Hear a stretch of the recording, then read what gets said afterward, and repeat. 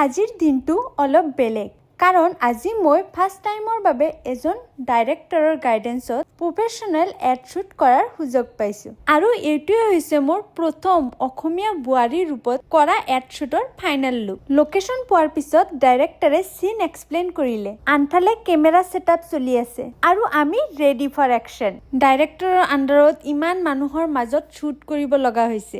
নতুন এক্সপিৰিয়েঞ্চ হৈ আছে যদিও লগতে এক্সাইটমেণ্ট আৰু নাৰ্ভাছনেছো আছে। অনেষ্টলি কেমেৰাৰ পিছফালে যিমান হাৰ্ডৱৰ্ক থাকে কেমেৰাৰ আগত তাক দেখা নাযায় বা অকলে অকলে ভিডিঅ' শ্বুট কৰিলে সেইটো কেতিয়াও গম নাপায়। এভৰি শ্বটৰ বাবে multiple retake, perfect expression, perfect angle, everything matters. শ্বুটিঙৰ মাজে মাজে হাঁহি ধেমালি, বহুত মজাৰ মুহূৰ্ত, বিহাইণ্ড দ্য চিনৰ স্মৃতি আৰু নতুন নতুন মানুহৰ লগত চিনাকি হোৱাৰ সুযোগ পালোঁ। এইটোৱেই মোৰ আটাইতকৈ বেষ্ট পাৰ্ট কাৰণ প্ৰতিটো প্ৰজেক্টে মোক নতুন কিবা এটা শিকাইছে আৰু যেতিয়া ডাইৰেক্টৰে কয় পাৰফেক্ট এটা আৰু ছেফটিৰ বাবে, তেতিয়া মনত যিটো শান্তি আহে কৈ প্ৰকাশ কৰিব নোৱাৰিম। এয়াই হৈছে প্ৰকৃত শ্বুটিং লাইফ। এটা এডভাৰটাইজমেণ্ট কেৱল অভিনয়ে নহয়, ইয়াৰ আঁৰত থাকে টিম ৱৰ্ক, ধৈৰ্য আৰু সকলোৰে একাগ্ৰ প্ৰচেষ্টা। মেকআপৰ পৰা কষ্টিউম, কেমেৰাৰ পৰা লাইটিং, প্ৰতিজনে নিজৰ কামত 100% দিবলৈ চেষ্টা কৰে।